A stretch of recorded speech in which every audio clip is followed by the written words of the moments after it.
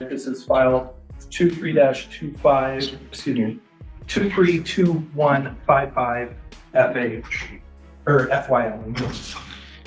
Okay, so Ms. Trask, are you still there? Yes. All right. So this is a probation violation hearing.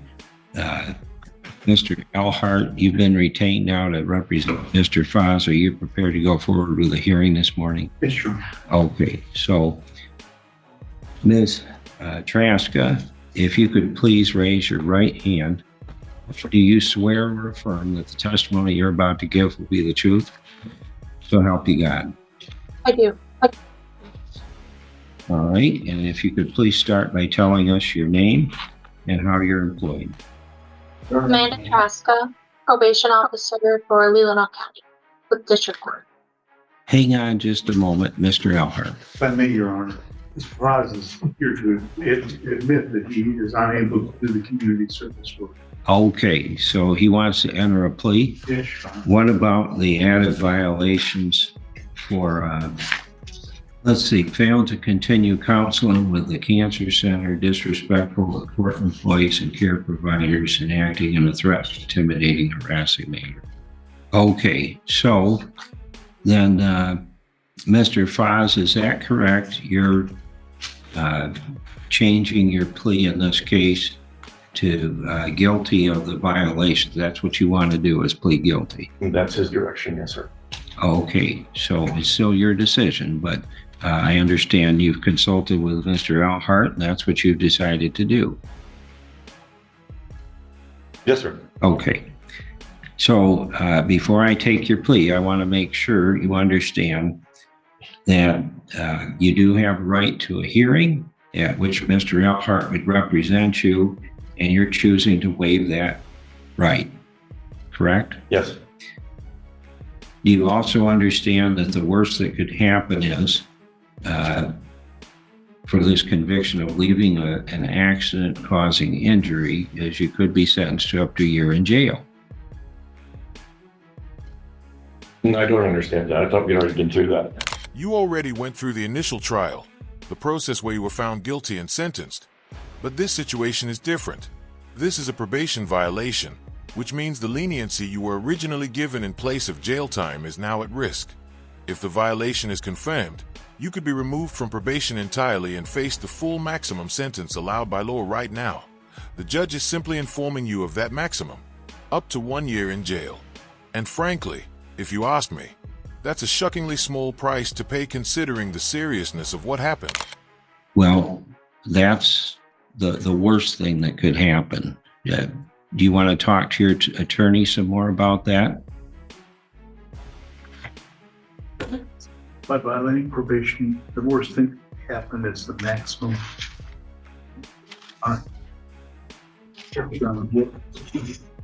Okay, so you understand that, correct? Okay. Has Mr. Elhart answered all of your questions to your satisfaction? Yes. And no one's used any force, threats, coercion, or made any promises to you to get you to waive your right to a hearing this morning, have they? I'm going to say no, sir.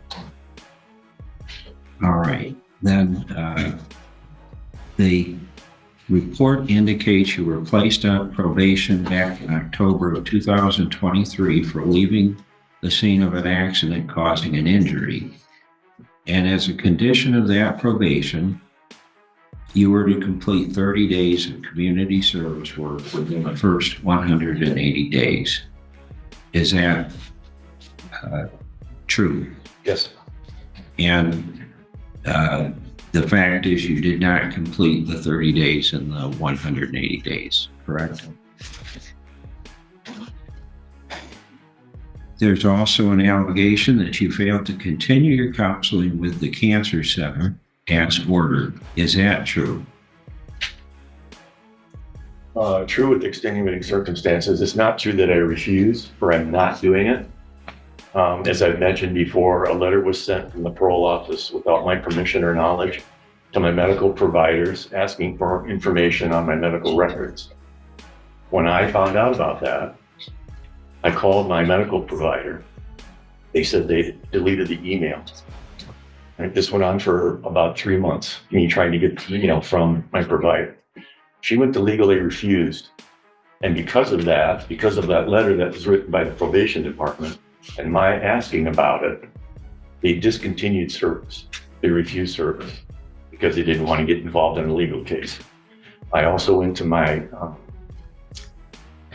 Okay, so I'm going to give you and Mr. Alhart a full opportunity to explain the circumstances of these violations. But for right now, I'm just trying to establish if you're pleading guilty to this.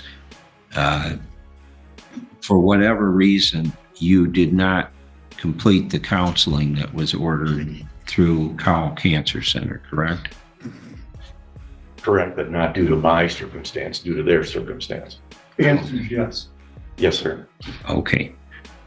So, is it also true you were disrespectful to court employees and or service or care providers? I was honest with them. Okay, but would you agree that you were disrespectful to them? To me, sir, that's a very subjective term. Well, we can have a hearing on that issue. We can Well- have Ms. Traska go through all of the emails and other correspondence. I've got them too. I've got them here as well. And if you mean saying, fuck you and the horse you rode in on for writing that letter and other things like that, yes, I did. Okay. If you call that disrespectful, yes, that was disrespectful. All right. So, and then it also, the allegations are also that you acted in a threatening, intimidating, and harassing manner towards other persons. Is that true? No, sir. Oh, really? Well, the court is about to review every single thing he said and did, to the victim, to court staff, and to probation officers. And once you hear it all, I'll let you decide whether his behavior was intimidating, threatening, or outright harassing toward everyone involved. Yeah. For the purposes of this hearing, I suggest we go with the two that he's admitted to, and you can take into account whether or not you think the board is appropriate to consider for any sentence.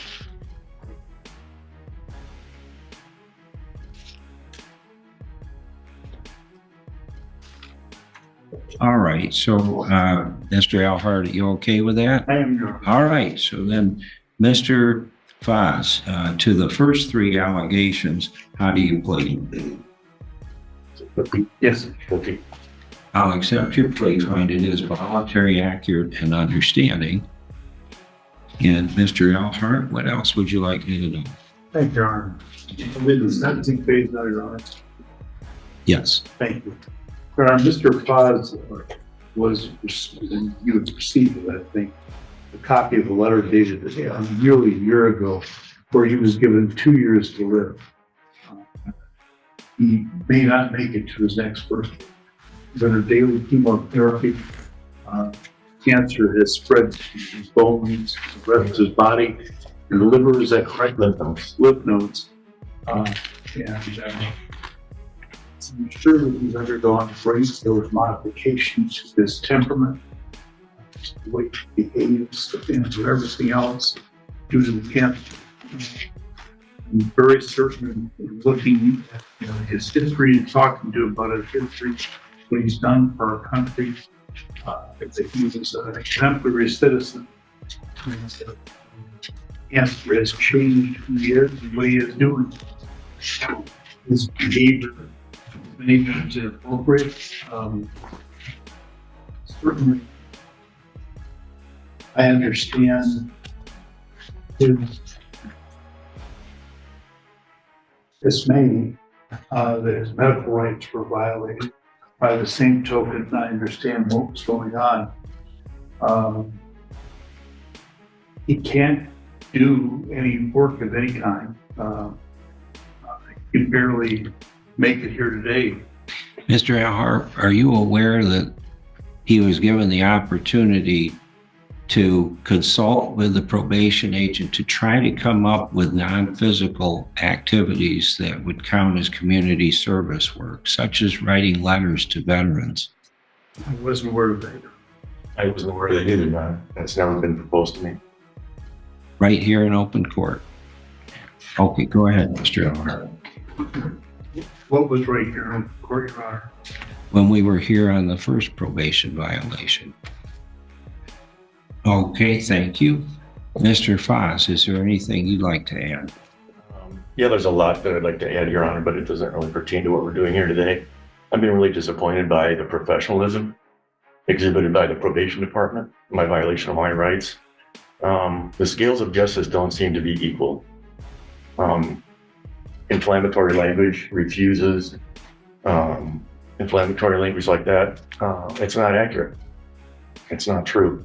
I never acted in a threatening, intimidating manner. What I do demand is service from my public employees, and refusal of service is unacceptable to me. And that has happened with probation and not probation with my FOIA requests. What you're displaying is a pattern. Whenever you don't get your way, you react as though you're the only person who matters. That's not assertiveness, it's immaturity.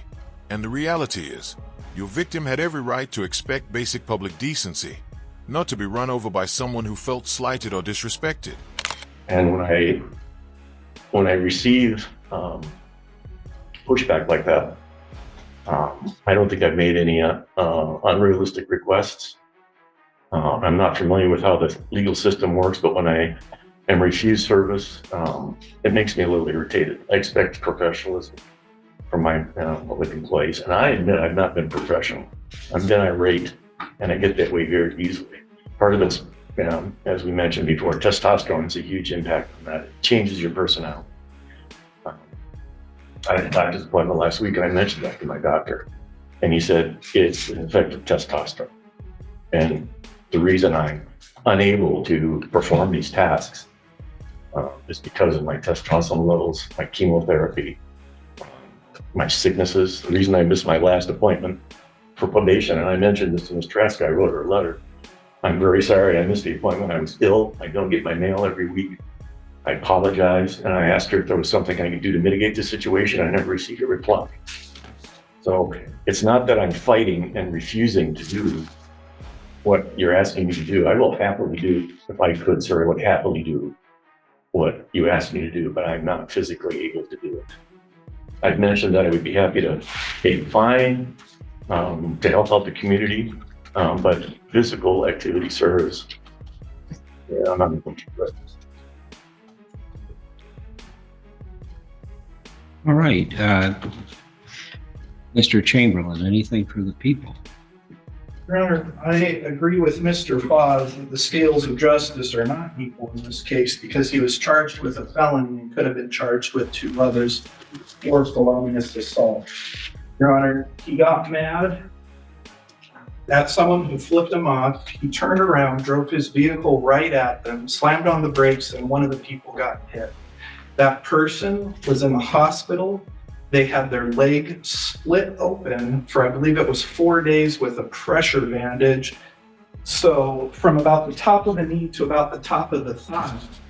And that was due to his actions, due to, as he said, his anger. Mr. Elhart said, cancer has changed him. Well, then that means he's a public safety risk.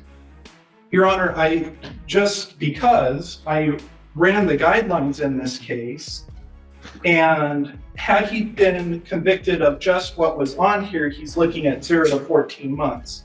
Had we increased it to the 2 additional felonious assaults, it would be 7 to 23 months. That's OV1 for using a vehicle as a weapon, OV2 for the potential lethality of the weapon used, OV3 25 points for life-threatening and permanent or permanent incapacitating impairment.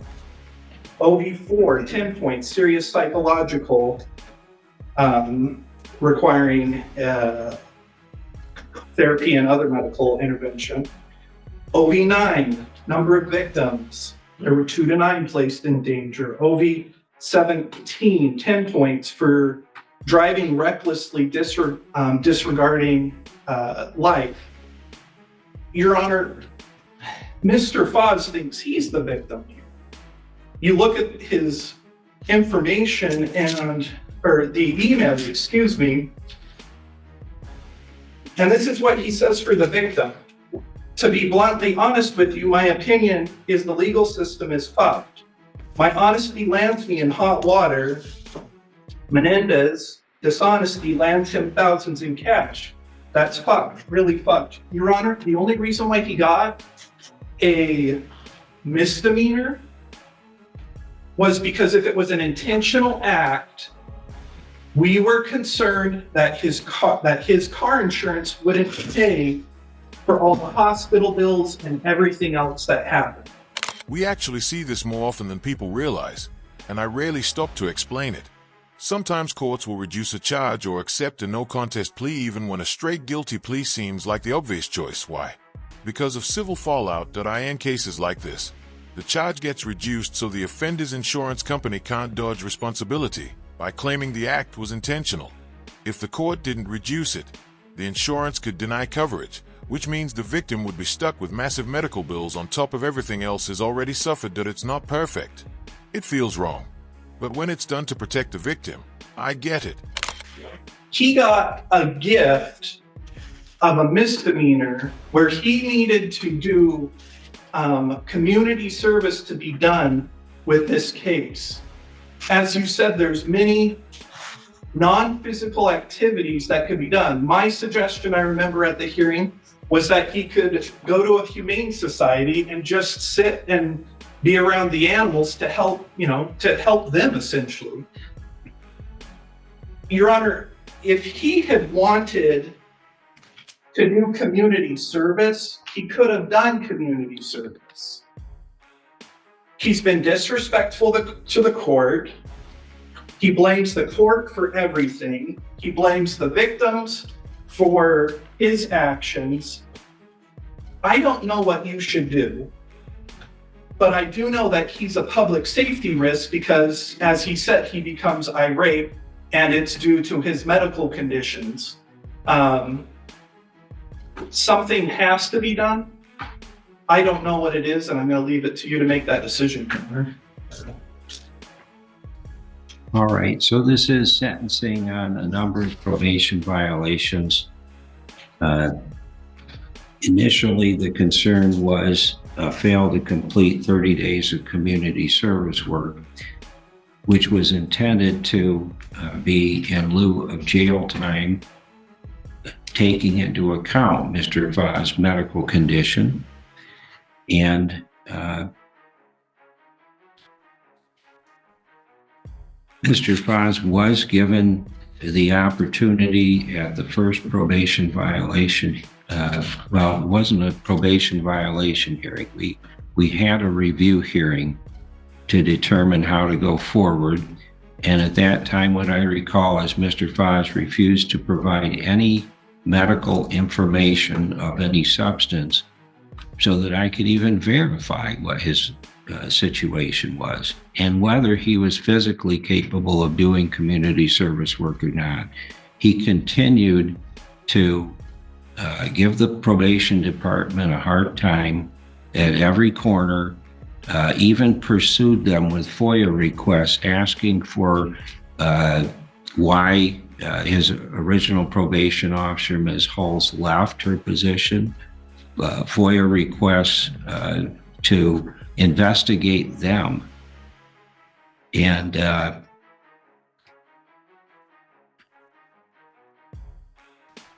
actually, my probation department, I think, protected me, or maybe Mr. Vaz, I don't know, from the worst of the disparaging statements that he made about the court, about the probation agents, and Mr. Chamberlain hit on some of it. That's just the tip of the iceberg. Telling our probation agent, you need to back off and mind your manners, little miss. thanks for really effing me in the back end. For someone who claims they don't tolerate being taken advantage of, he consistently allows his emotions to drag him down and hurt him far worse than anyone else ever has. You're nothing more than a bully with assumed powers, Mr. Foss, referring to his probation agent. You asked if I would sign a release of my medical records. I refused. You lose. I will give you the letter of disability, which you didn't ask for. If you can't tolerate someone challenging your supposed authority, become a librarian. Government employees are pieces of shit, ignorant, lazy, don't do their jobs. You know, I don't care what you say about me, but you're talking to someone who comes in every day, does her job, tries to do the best that she can.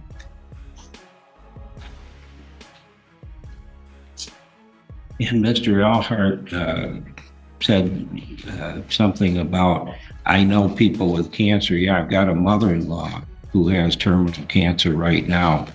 I can't imagine her, with as much as she's gone through the last few years, ever behaving in the manner that you have. So, yeah, that's just the tip of the iceberg. I wasn't aware of all of the disparaging statements that were made until reviewing for this case this morning. Can you say something, Ryan? No, it's my turn.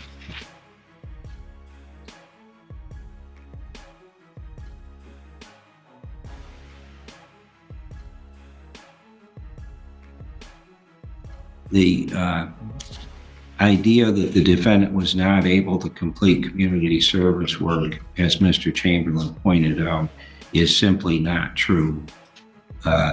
He was given the opportunity, because of his health condition, to come up with ideas for how he would do that, including writing letters to veterans, including the suggestion of the Humane Society volunteer work that Mr. Chamberlain came up with himself, and continued to refuse to do that. He did complete 4 hours of community service work, I think at a thrift shop, maybe.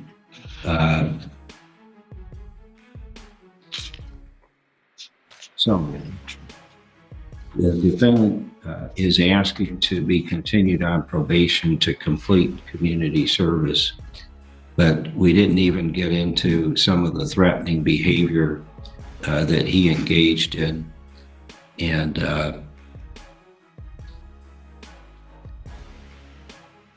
it's a little too late. I agree with Mr. Chamberlain. I do view you as a public safety threat. In fact, we had an alert out to the courthouse because of your behavior, your threatening tone towards the clerks here, both at the prosecutor's office and the district court office. If you ever wanted a fast track to anger a judge, disrespect their staff. Now the court isn't just reviewing his actions, they're hearing the victim's statement, showing exactly how much this selfish moron has derailed someone else's future. But I think what gets lost in all this, as far as what is an appropriate sentence, is what you did. And Mr. Chamberlain, to get here in the first place, Mr. Chamberlain described a little of that. Basically, you stalked these 2 guys on bicycles with your car because you felt you'd been disrespected by them. You assaulted them with your vehicle and you struck Nicholas Mendez. And this is what he said at his in his victim impact statement. Looking back on the incident now, I realized I was in shock more than anything at the time, thanks to the help of the medical team at Munson and my physical therapist. I am able to be active and attend and return to life as a student. However, the experience was much more traumatic for myself and my family than I had thought at the time. My mother took off work and flew all the way from California to Traverse City to spend time with me at the hospital following my initial surgery. She was restless and losing sleep for the week that I was admitted and didn't seem to go back to normal until I was discharged and back home. My father was the same and also came to visit me and help me around my apartment while I was recovering. Luckily, I have friends that lived nearby that were generous enough to offer their time to help take care of me after my parents left to go back home. As for myself, the summer did not play out how I imagined it would. I missed nearly 2 months of a research experience at the Rush University Midwest Orthopedics Motion Analysis Labs position that I had spent half a year networking and meeting with different professors to secure. I was really looking forward to learning about the orthopedic field and the work that was being done to improve it, but my time there was cut short by this incident. Thankfully, I was able to participate for a bit before the accident and gain some valuable experience, but not nearly as much as I was hoping for. This time was also going to be important for adding to my resume and application for residencies after completing medical school. I also wasn't prepared for how difficult my physical therapy would be to juggle with my coursework. After arrival on my first day, I was barely able to walk, and I could not flex my quadricep muscle at all. We did a series of stretches and exercises that left me exhausted and sore for the next 3 days. As I was supposed to do these exercises 2 times a day, I was constantly fighting to find the time and energy to fit them in around my lectures and studying. As I progressed in therapy, the routine got easier as it would take less time and effort to complete the exercises, but there was definitely a learning curve and about a month of pretty constant fatigue. I'm lucky that that was the extent of my recovery and that I can walk and run essentially as I could before. There are still aches and pains, but it is nothing compared to the potential impairment that I could have sustained if the worst case scenario played out. It's definitely scary to think about, but I'm grateful to be where I am at today. Mr. Chamberlain is correct. The facts of this case make out a much more serious case, a felony. The defendant also left the scene after he struck Mr. Mendez in the leg. And the defendant, one thing is clear, he has absolutely no remorse for what happened to Mr. Mendez, has no understanding of his criminal behavior, and in fact continues to blame the legal system for his problems. So for those reasons, This aside, what you said, Mr. Mendez did get a civil settlement in excess, we believe, about $300,000. The audio cut out at the end, but it sounded like there was a civil settlement of $300,000. While that's a significant sum, it doesn't erase the fact that he intentionally struck the victim with his truck, causing serious and potentially permanent damage to his leg. Now, it's time for him to hear what his sentence will be. The fact is the defendant has not learned anything from this, and I don't know what else to do. I'm at the end of what I can do. I know I'm not going to subject my staff or either the probation officer or my court staff to Mr. Foz threatening, intimidating, and disrespectful behavior anymore. So I am terminating the probation as unsuccessful.